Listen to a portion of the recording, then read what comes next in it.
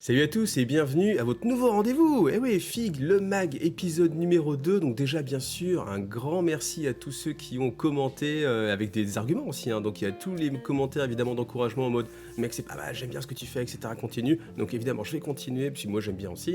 Et puis je trouve que le format aussi va arriver à maturité. Là déjà, le Fig numéro 2 que je vous propose, personnellement, je le trouve vraiment plus abouti que le numéro 1. Et j'espère que ça va continuer comme ça dans cette démarche. Et puis n'hésitez pas encore à faire vos retours parce que vous verrez que j'ai directement intégré plusieurs de vos retours, je pense que vous allez le voir, dans cet épisode numéro 2. Alors une des premières choses aussi, c'était que on m'a dit ce serait pas mal que tu parles d'actualité. Et en fait, c'est ce que j'avais en tête, parce que je me dis oui, je vais faire un magazine d'actualité. Et après, comme j'étais en mode ouais, je vais faire quelque chose d'original, où les gens m'attendent pas, je vais pas parler d'actualité parce qu'ils s'attendent à ce que je parle d'actualité. Bon ok, c'était un peu débile, donc du coup dorénavant on va mettre de l'actualité, je vais remettre de l'actualité, puis il y en a beaucoup d'actualité figurine, donc j'aurai toujours quelque chose à dire, je pense. Je vais aussi parler de l'actualité de la chaîne, parce qu'on m'a dit tu peux en profiter aussi pour dire sur quoi tu travailles, ça peut être intéressant très rapidement. Donc très rapidement, sur quoi je travaille. Alors je travaillais, attention, sur un rapport de bataille Gazland, et en fait j'ai essayé cette nuit en fait de l'encoder, de le lancer, mais en fait mon PC n'y arrive pas en fait, il est pas assez puissant pour encoder tout ce que j'ai créé en fait. Donc c'est que je me suis vraiment attaché à... J'étais un peu trop loin en fait, j'étais un peu trop gourmand, j'ai fait vraiment beaucoup de petites animations, etc. Vous le verrez. Donc en attendant que je puisse changer de PC, eh bien désolé les gars de Gazland, je vais mettre cette vidéo un petit peu en attente. Après, l'avantage c'est que ça va me permettre de commencer à travailler sur le rapport de bataille Blood Bowl que vous étiez nombreux aussi à attendre, donc vous êtes nombreux à attendre. Donc voilà, désolé pour Gazland, mais c'est une mauvaise nouvelle pour Gazland, mais plutôt une bonne nouvelle pour Blood Bowl. Et puis le rapport de Gazland, j'ai travaillé vraiment beaucoup d'heures dessus, donc je vais pas le laisser de côté. Il faut juste attendre que je puisse changer de PC, puis à ce moment-là, voilà, je reviendrai dessus avec un beau rapport, je l'espère, qui vous fera vraiment plaisir. Autre actualité de la chaîne, eh bien, mercredi dernier, j'étais en live peinture, et franchement, j'ai vraiment apprécié, comme la première fois que je l'avais fait. C'est un moment qui est vraiment agréable. En plus, je progresse sur ma peinture, parce que du coup, je sors un petit peu des figurines, donc ça fait plaisir. Il y avait un bon climat d'échange et de papotage, donc du coup, je me suis décidé à le reproduire et à le faire en fait une fois par mois, et je me suis dit, comme j'ai envie de faire participer les gens, on va peindre en fait tous ensemble. Donc c'est déjà ce que vous faites plus ou moins, déjà en regardant mes vidéos, vous êtes en train de peindouiller votre figurine sans doute, mais là on peut le faire aussi en live. Donc si vous avez une caméra et que vous avez un micro, eh bien vous allez pouvoir me rejoindre en live, un petit peu à l'image des libres antennes que j'ai pu faire. Et donc je me suis dit, tous les premiers mercredis du mois, ce sera un live, peinture, papotage, finous, et ou je ne sais quoi, je vais trouver un nom en ouse, voilà. J'avais pensé aussi à Partous Figous, mais je suis pas sûr que tout le monde apprécie, donc mettez-le moi en commentaire. Mais en tout cas, un moment de partage où on sera tous ensemble. Ça va demander un petit peu d'organisation, mais il y a un petit peu de temps encore pour voir venir. Pour continuer un petit peu sur l'actualité de la chaîne, eh bien, mardi dernier, j'étais en live chez Planet Wargame, donc je vous invite à aller voir la rediffusion, si vous aimez un peu l'esprit IGTV, l'esprit aussi Planet Wargame. Là, vous avez la fusion entre les deux, donc ça peut être assez sympa. En plus, on a vraiment passé un bon moment, donc je pense qu'on remettra le couvert prochainement. Lundi prochain, je serai en live l'après-midi pour continuer les revues de figurines de la commu IGTV. C'est quelque chose aussi qu'on va essayer de maintenir. Après, il y avait les fêtes, etc. Donc c'est toujours un petit peu difficile la période des fêtes, ça casse un peu le rythme. Mais c'est un rythme qu'on va essayer de maintenir avec Zoz et Fabrice. C'est des personnes avec qui je passe toujours un très bon moment, c'est assez sympathique. Et puis voilà, tout simplement. Alors, en ce qui concerne le programme de ce FIG numéro 2, alors oui, je sais, l'intro était un peu longue, mais en même temps, il faut faire le débrief du premier, etc. Rassurez-vous, pour le troisième, ce sera beaucoup plus efficace, on rentrera directement dans l'actualité de la chaîne et le menu du FIG, l'épisode 3. Donc, cette fois-ci, ce que je vous propose, c'est bien sûr de l'actualité sur le monde de la figurine. Ensuite, il y aura un passage vraiment important, je trouve, sur Warhammer Alliance, une initiative de Games Workshop que j'ai vraiment pas envie de passer sous silence, et je trouve vraiment qu'il y a eu un travail exceptionnel, donc je vais vous en parler, ça va être un gros morceau de cet épisode-là. Et puis on va terminer sur du fluff, parce que vous savez que j'aime beaucoup le fluff, et j'aime quand il y a des petites histoires dans le fluff, toutes les petites choses comme ça qu'on peut avoir, et je vais vous proposer un petit passage sur le fluff du culte Destroyer. Alors en termes d'actualité, on arrive justement au renouveau, parce que c'est vrai que traditionnellement la période de décembre, c'est pas la période où on a envie de sortir des choses, tout va sortir plutôt en novembre, et puis en décembre, c'est le moment où tout le monde a un peu la tête dans le guidon, où il faut faire des ventes, donc c'est pas le moment de déployer des efforts pour lancer un nouveau produit. Voilà. Donc dans ces renouveaux, eh bien il y a Dystopia Noir. Dystopia Noir, c'est un jeu que je suis depuis les débuts, depuis que c'est sorti. C'était édité à la base par Spartan Game. Il y a de ça maintenant presque 3 ans, Spartan Game a coulé. Les droits ont été rachetés par Warcradle. Et en fait, depuis 3 ans, il n'y avait rien en fait. Il n'y avait rien du tout. Et moi, j'étais vraiment frustré parce que je me dis, ça fait 3 ans qu'ils ont la licence. On voit rien, si ce n'est des prémices de bêta version, etc. Et là, d'un coup, pouf, ils nous sortent un starter pour 2 joueurs avec des figurines en plastique injectées. Alors il y aura un mix entre des plastiques et des figurines résine, mais ça y est, ça va repartir. Donc du coup, alors, je pense c'est marrant parce que vraiment, j'ai un ami Seb, si tu regardes, qui m'en parlait. Moi j'étais là en mode ouais, non vraiment, tant qu'il n'y aura pas des vraies règles ou quoi que ce soit, non vraiment ça m'intéresse plus ce noir. Et en fait, quand il m'a montré l'image de la boîte, je suis reparti, j'ai plongé, et c'est le cas de le dire. Et du coup voilà, donc on aura l'occasion d'en reparler sur la chaîne bientôt du Dystopia Noir. Ensuite, je voulais parler aussi bien sûr de l'actualité sur Star Wars Légion. On a la V2 des règles, donc la 2.0 qui est sortie en français. Donc si vous aimez le jeu, eh bien ça va être le moment d'aller regarder parce qu'il y a des petits réajustements qui sont plutôt pas mal. Et d'ailleurs à ce sujet-là, je tiens à vous inviter à aller sur les recettes du Sarlacc avec Toto Lastico qui fait un super travail. On sent que le mec est à fond. Et du coup, allez-y parce qu'il il vous fait un super débrief en fait de tout ça. Et au fur et à mesure, on sent vraiment que sur Star Wars Légion, la communauté se déploie de plus en plus et à raison parce qu'encore une fois, c'est un superbe jeu. Vraiment, si vous n'avez pas eu l'occasion d'y jouer, jouez-y parce que c'est vraiment un super jeu. Et puis, ça se passe bien. D'ailleurs, j'ai discuté avec un des responsables d'Asmodée qui me disait que justement, Star Wars Légion, maintenant, c'était passé le jeu numéro 1 alors qu'avant, c'était plutôt X-Wing qui baisse un petit peu, même pas qui baisse un petit peu, mais qui a complètement baissé et qui est un petit peu en berne par rapport à Star Wars Légion.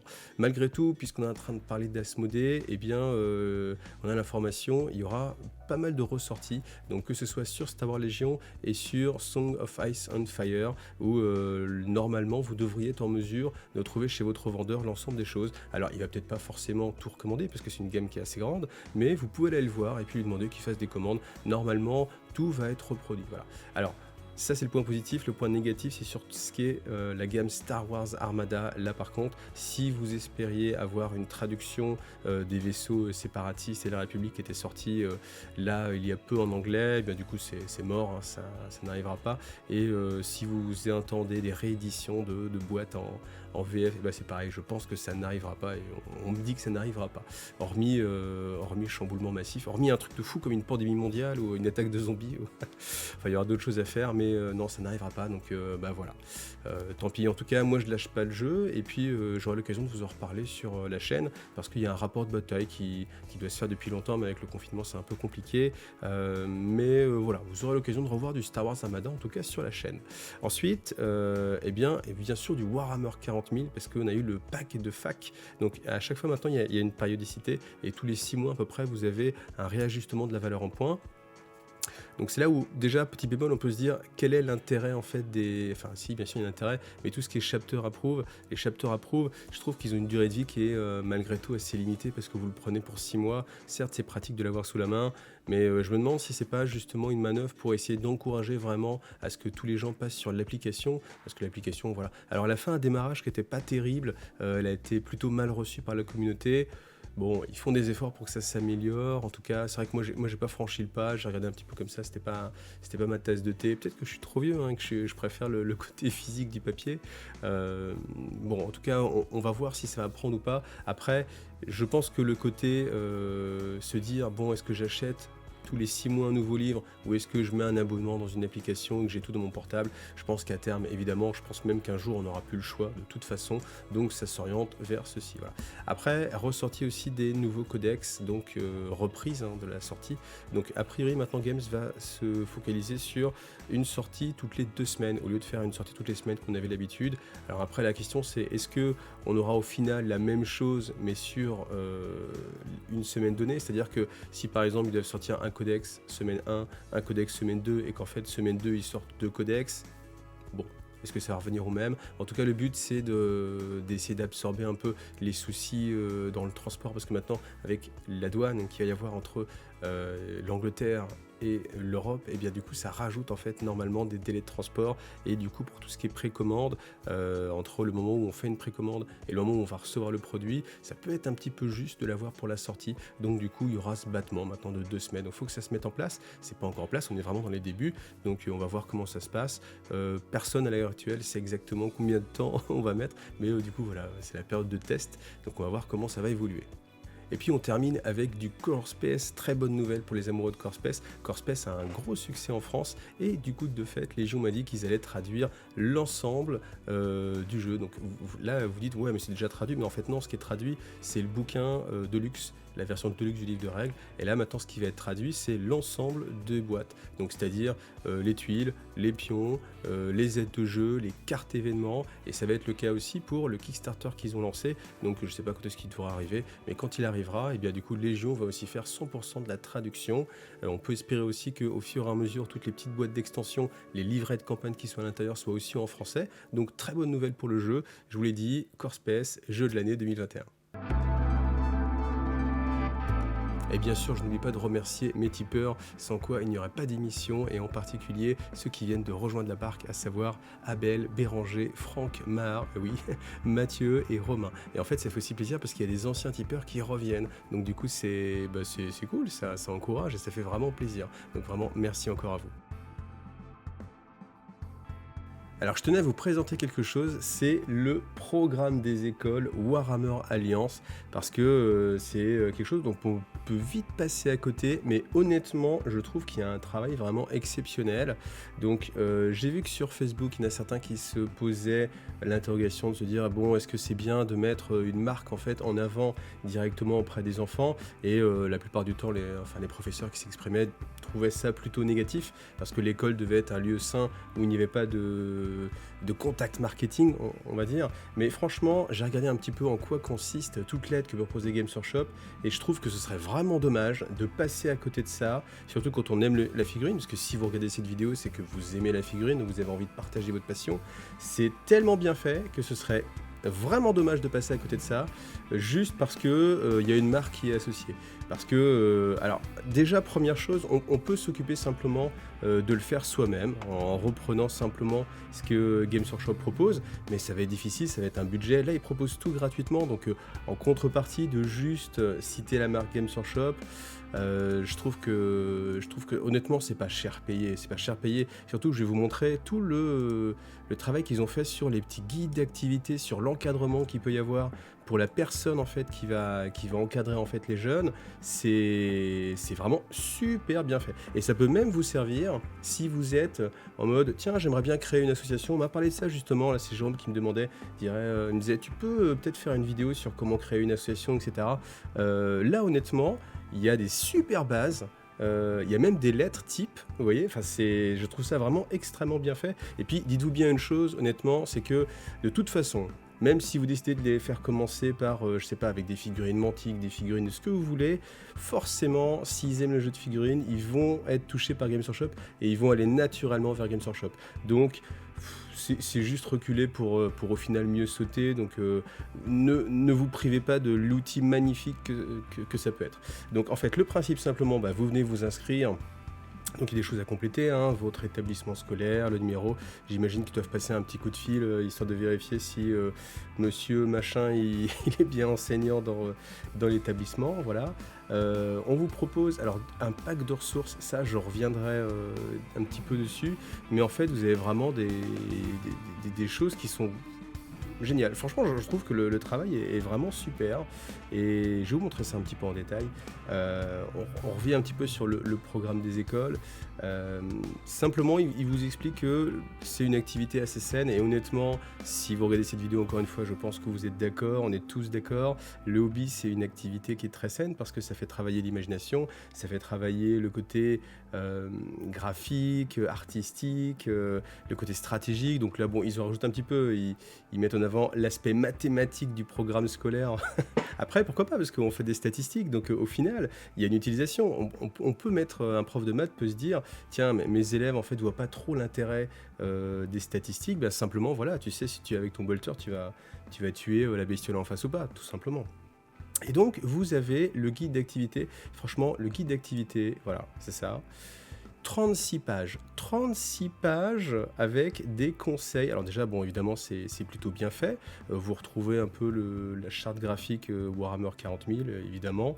On vous présente un petit peu tout le jeu. Alors, ce qui est super bien fait, c'est que, ouais, je suis dithyrambique, mais c'est parce que vraiment, alors, je trouvais que l'idée était bonne. Et puis quand je suis regardé dans le détail et que j'ai été voir vraiment ce guide, je trouve ça extrêmement bien fait. Donc, par exemple, comment monter un club, obtenir la permission, voilà, décider d'un budget, trouver un local, définir un créneau, faire au besoin une évaluation des risques. Enfin, je veux dire, ça va très très loin. Faire la promotion du club, comment on fait, pourquoi est-il attrayant, à qui se destine-t-il. Enfin, je veux dire, c'est pas genre juste, ils se disent, oh allez, on va envoyer 4 grappes à des gars, puis on va leur mettre des pins Games Workshop en mode, et puis vous vendez un peu nos figurines. Hein. Là, il y a un vrai travail derrière. C'est impossible que ça ait été fait par-dessus la jambe. Il y a 36 pages. Idée de financement, c'est génial. Demander 2-3 euros, voilà, vendre des gâteaux. Alors, c'est des idées, vous pouvez dire, oui, on aurait pu y penser tout seul, bien sûr, mais là, c'est du clé en main, tout est là. Et puis, ça ne vous empêche pas de rajouter ce que vous semblez, ce qui peut vous sembler intéressant. On parle de la santé, de la sécurité, voilà, on vous explique le contenu, donc qu'est-ce que c'est que les peintures Citadel, mesures de sécurité, c'est vraiment tourné vers les enfants. Donc, on vous souligne la limite d'âge qu'il peut y avoir sur certains produits, comme typiquement la superglue, voilà. Évidemment la pince on peut se couper, etc. Les barboires, mesures de sécurité. Enfin, je passe vite parce qu'il y a 36 pages. Mais vous voyez, contactez les parents, ça c'est super bien fait. Un enseignant qui se passe de ça et qui aime le hobby, honnêtement, juste par principe de je ne veux pas que Games Workshop intègre l'école, c'est pas grave, vous changez. Alors vous voyez, il y a quand même des petites, pour en savoir en plus, nous vous convions à visiter gamesworkshop.com. Voilà, ça vous l'enlevez, c'est pas grave. Mais si vous le laissez, eh bien les parents peuvent directement, s'ils ont envie, faire la démarche eux-mêmes. Enfin je veux dire, c'est hyper bien pensé. Et voilà, donc mon enfant veut-il participer? Est-ce que j'autorise? Mais il pense à tout. Je donne l'autorisation à mon enfant de participer au club Warhammer. Je donne également l'autorisation de prendre des photos pour faire la promotion du club, d'utiliser des outils, d'utiliser la colle, de rentrer seul après la séance du club. Vous voyez, c'est quand même fait, je pense, par des gens qui ont une notion de ce que c'est l'enseignement, parce qu'il y a trop de petits détails auxquels on ne pense pas si on est juste un mec du marketing en train de vouloir vendre des boîtes, honnêtement. Donc après, voilà, comment on va utiliser la boîte? Alors, ils vont organiser... Alors, je m'emballe un peu, mais je trouve ça génial. Pourquoi, je voulais faire la parenthèse, mais pourquoi je trouve ça vraiment génial? C'est parce que je suis persuadé que le hobby va mourir si on ne s'occupe pas des enfants, des plus jeunes, pour leur donner envie de venir dans le monde du jeu de figurines, plutôt que de laisser la part belle à tout le reste, en fait. Tout le reste, les jeux vidéo. Les jeux vidéo, c'est tellement facile. Ils ont tous les gamins, ils ont des portables maintenant, donc c'est tellement plus facile d'aller dans le jeu vidéo plutôt que d'aller dans le hobby. Après, je critique pas le jeu vidéo, loin de là. Mais moi-même, je fais du jeu vidéo, bien sûr. Mais honnêtement, le hobby, il a besoin qu'on l'aide, et ça passe par les plus jeunes. Parce que si on reste qu'entre vieux, entre guillemets, il y a un moment donné où le hobby meurt, tout simplement. Donc, je trouve que le fait que Games Workshop fasse l'effort, justement. Alors, bien sûr que c'est pour qu'ils gagnent de l'argent et que l'entreprise survive, bien sûr, mais si Games Workshop survit, notre hobby survit. Donc, moi, j'y vois aucun problème. Et voilà, donc bon, voilà. Fin de la parenthèse. Donc, contenu de la boîte, voilà, vous aurez quand même pas mal de choses. Bien sûr, il y a des figurines. Vous voyez, si l'enseignant, il veut le faire lui-même, et du coup, il faut qu'il investisse quand même un petit peu, qu'il trouve des figurines. Alors, ça se trouve en occasion, évidemment, mais là, c'est quand même du clé en main, c'est du propre, c'est du neuf, voilà. Ça aussi, c'est très bien. L'organisation du temps, planifiez votre première séance. Séance 1, 30-45 minutes, vous assemblez vos figurines, voilà. Séance numéro 2, pareil, peignez vos figurines, écrivez un serment de service. Il y a plein de petites choses on va les voir juste après. Vous avez en plus les deux options, soit pour Warhammer 40 000, soit pour Age of Sigmar. Voilà, troisième séance, faites une partie. Voilà, vous avez vos 3 séances d'occupées. Là, vous avez un organigramme, durée de la séance. Il vous faut les magazines, les pinces coupantes. Enfin, je veux dire, avec ça, on peut pas plus être aidé. Enfin, il y a des vidéos qui vous expliquent les risques, etc. Et ça, honnêtement, encore une fois, je reviens dessus, c'est si vous voulez créer une association, c'est une base génial. C'est une base géniale. Si vous voulez créer une association, vous utilisez juste en fait les éléments qui vous intéressent, mais ça vous donne une très très belle vision. Donc ça, c'est des choses pour encourager les gens. Ça aussi, c'est pour que les enfants en fait s'impliquent dans l'univers. En fait, on va leur dire tiens, tu vas avoir une force de Space Marine. Du coup, ils vivent sur un monde, c'est un monde chapitral. Donc tiens, tu vas créer ton monde et raconte une histoire. Donc ça fait travailler l'imaginaire. Voilà. Là, bon, c'est créer une héraldique, voilà, ça fait travailler le côté artistique. Voilà, et il y a tellement de choses, vous voyez, séance 2, encore une fois, l'organisation. Et là, on en est à la 18e page, il y a 36 pages. Donc je vais passer un peu plus vite, voilà, après je vous laisserai le loisir. En plus, tout ça, c'est téléchargeable directement, gratuitement en fait. Donc raconter des histoires, organiser la 3e séance, voilà. Quelles sont les étapes après ? Donc structurer, planifier les séances, développer les élèves à travers Warhammer, produits utilisés à votre club, aménager l'espace. Enfin, c'est vraiment très très riche. Et je trouve que ce serait vraiment dommage de passer à côté. Et on en a entendu parler un petit peu, mais à mon avis pas suffisamment. Donc c'est pour ça que ça me tenait vraiment à cœur d'en parler. Mais voyez ça, juste ça. Ma prochaine séance, je coche. Et du coup, il faut que je coche que j'ai bien pensé à prendre mon outillage, parce que l'outillage, c'est hyper important. Voilà, important, bien emballer les figurines, étiqueter son nom sur le matériel pour pas que c'est mon pinceau, mais non, c'est le tien, etc. S'assurer que les pots de peinture soient bien fermés, je trouve ça extrêmement bien fait. Voilà. Et puis après, par ordre de l'empereur, règle d'engagement. Vous voyez, ça c'est une petite affiche que vous pouvez imprimer. Toujours suivre les instructions du responsable, utiliser la colle qui est avec la permission du responsable, toujours être serviable, se montrer responsable. Enfin, honnêtement, c'est génial. Et je pense que si j'étais prof, j'aurais envie de le faire et j'aurais envie de pousser ça. Donc, si vous êtes vraiment intéressé, je vous laisse découvrir un petit peu toutes les choses. Alors ça, c'est des rôles, je trouve ça vraiment, encore une fois, très bien fait. Si je ne l'ai pas dit 30 fois, je pense que c'est que vous n'avez pas bien écouté les vidéos. Mais vous voyez, vous allez donner des rôles. Donc, il y a l'adulte, qui est le primarque, voilà. Après, le spécialiste de l'organisation, voilà, vous prenez quelqu'un, vous le responsabilisez. On va dire c'est le chef du club. Après, vous avez le spécialiste en communication, qu'est-ce qu'il doit faire. Vous avez des petites fiches comme ça peut faire des petits cartons d'assaut. Moi, je me rappelle avec des potes, quand on était gamin, on a fait nos cartes de membres du club. C'est toutes ces petites choses-là qui font des bons souvenirs. Vous voyez, créer et renouveler l'affichage pour faire connaître le club. C'est la mission de l'astropathe, etc. Voilà, encore une fois, je pense qu'il ne faut pas s'en passer. Et ils ont d'autres choses aussi. Alors, je vous montrerai peut-être directement sur celle-ci. Voilà, pour la version 40 000, c'est la fiche d'activité. Il y a 9 pages. C'est à nouveau super bien fait parce que ça vous explique un petit peu le contexte, ça vous explique comment jouer et surtout ça va vous fournir en fait toutes les informations nécessaires pour jouer. On va pas vous dire achetez un codex, on va vous dire voilà quelles sont les informations, comment jouer et même un adulte qui n'y connaît absolument rien, avec ça dans les mains, il s'en sort sans aucun problème. Comment gagner, en plus c'est un petit peu narratif, voilà. Donc bien sûr il y a un petit peu de pub mais en même temps c'est ce que veulent les enfants. Les enfants s'ils sont intéressés, après ils vont dire comment je fais mon armée, etc. Et bien voilà, vous avez la réponse directement, c'est un gain de temps. Vous avez des éléments à imprimer, vous pouvez sortir, vous avez des figurines en stand-up comme ça à imprimer vos petites figurines comme ça, moi, je suis vraiment... Puis même le terrain, voilà. Vous pouvez imprimer le terrain avec votre imprimante, évidemment c'est mis en couleur, des petites choses comme ça. Voilà. Enfin, je voulais vraiment pas passer ça sous silence parce que je trouve que c'est une excellente idée. Encore une fois, je vous dis, c'est hyper important que les jeunes jouent et autant c'est facile dans le cadre familial de pouvoir le faire, autant si c'est fait dans le cadre de l'école. En plus, vraiment typiquement, je pense qu'il y a des parents qui sont bien sûr pas versés dans le hobby et leurs enfants vont peut-être pas être versés forcément dans le hobby et si du coup l'enseignant les prend, et bien c'est aussi ça le rôle de l'école, c'est de leur faire découvrir aussi des choses et moi je trouve ça vraiment super. Donc voilà, c'était ma petite parenthèse, ma petite pub sur c'est ma petite aide pour Warhammer Alliance et franchement ne vous en passez pas et même si c'est pour une asso, utilisez-le, il y a vraiment des tonnes d'informations extrêmement utiles.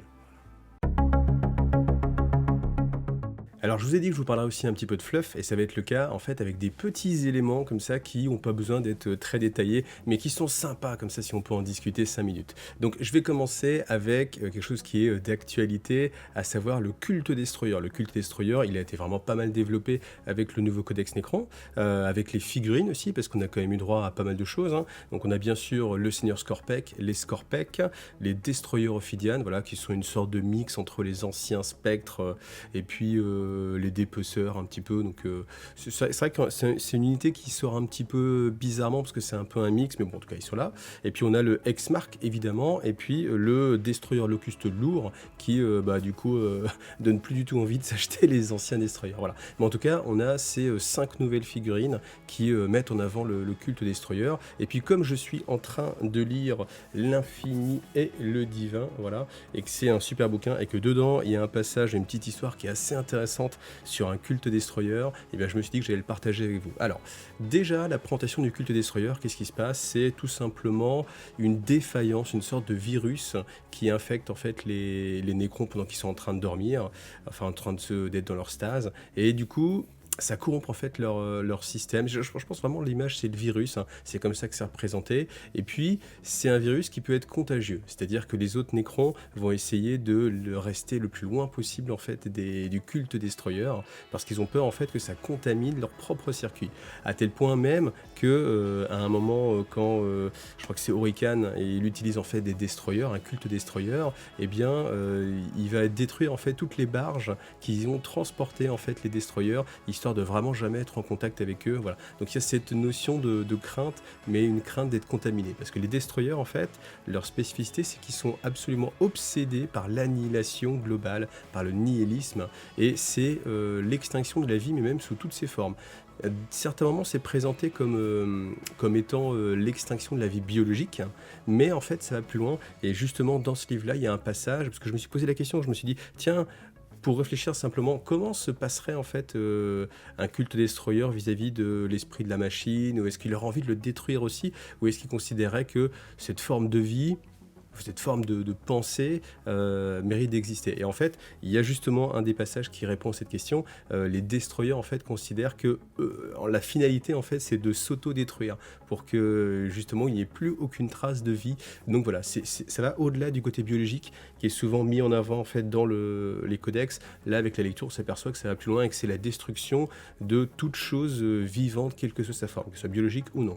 Alors à certains moments, on avait l'impression que les destroyers en fait étaient des sortes de tueurs sanguinaires, tels des berserkers, et qu'en fait ils n'avaient pas de raisonnement. Mais en fait c'est faux. Ils ont un vrai raisonnement et ils peuvent interagir avec d'autres nécrons. Il y a un moment donné où justement le seigneur, je crois que c'est un seigneur destroyer, il parle avec Trazyn et du coup il y a un échange. Et il lui explique tout ce qui se passe. Donc c'est pas le tueur froid et sanguinaire.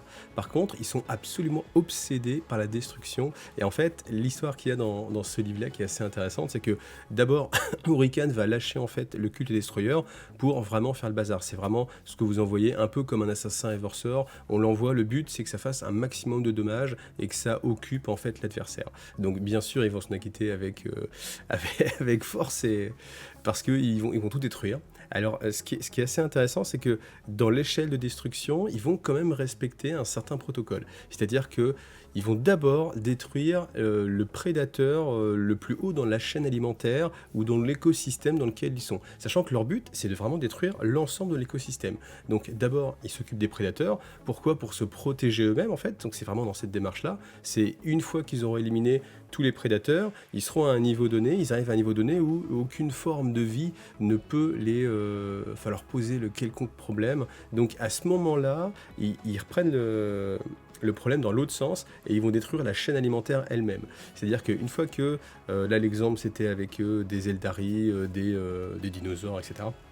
Une fois qu'ils ont détruit en fait tous ces prédateurs, et bien du coup ils s'occupent de détruire tout ce qui est source de nourriture pour les insectes. Et en fait ils vont remonter comme ça au fur et à mesure. Alors c'est un processus qui est très long, mais ce qui ressort bien dans ce livre-là, c'est que les années et le temps en fait pour un nécron, c'est vraiment, ça n'a rien à voir avec ce que nous on peut imaginer. Et en fait, s'il faut 3000 ans pour faire quelque chose, et bien 3000 ans ça va, c'est c'est très acceptable comme durée. Donc du coup, ils vont s'occuper d'abord de détruire les insectes, même s'il faut les détruire un par un. On a l'exemple en fait d'un destroyer qui était sur un corps flottant, et en fait, il perd ses réacteurs, et du coup, il se retrouve à devoir ramper, et puis il rampe comme ça depuis des centaines d'années, détruisant chaque lombric, chaque insecte qu'il peut trouver dans ses mains pour voilà, accomplir sa besogne, quel que soit le temps que ça va lui prendre.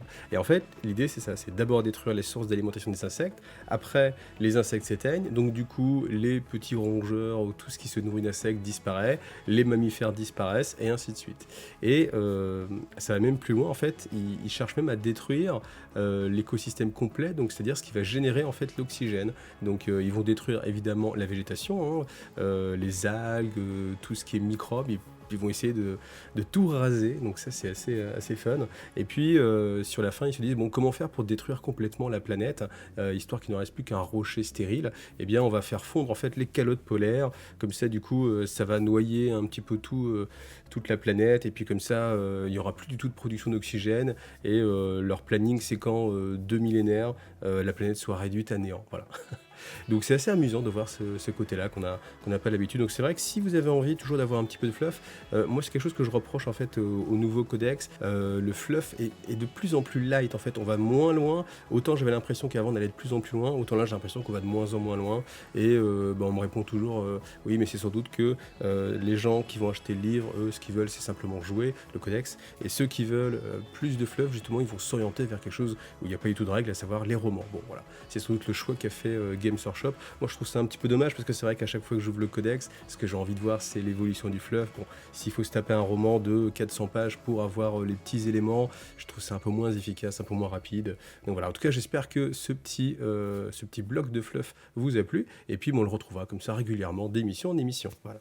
Et voilà, le magazine est maintenant terminé. N'hésitez pas à me mettre vos commentaires pour que ça progresse, parce que je pense qu'on peut encore vraiment améliorer le concept. En tout cas, j'espère qu'il vous a bien plu, et puis que ça a progressé comme ça au fur et à mesure. Donc n'hésitez pas à partager, à commenter, à liker, à vous abonner, etc. Vous connaissez la routine. En tout cas, à bientôt.